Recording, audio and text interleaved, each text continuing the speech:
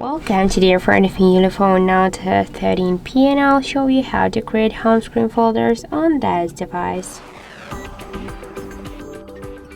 So first, let's just hold for a while the application, and we should drag this up to another one. And now we can see here the new created home screen folder on our device screen. If you want to add here more applications by the same way, just hold it and drag it. If you want to edit the name or give the name to your folder, just click here once on the name, and after that enter the new one, for example the apps. Now we can see that our folder has renamed successfully.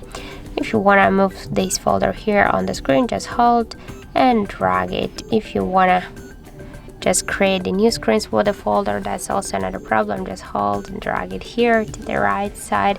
We can also move the folders between the screens. That's also so simple to do.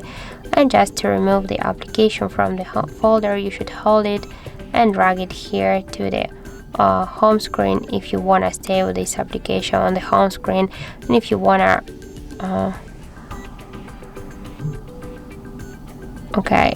remove all of the folder, you should make it by the same way, all of the application from the folder. So just hold and drag it to your device home screen, and that's it. So thank you for watching, and if you find this video helpful, don't forget to leave a like, comment and to subscribe to our channel.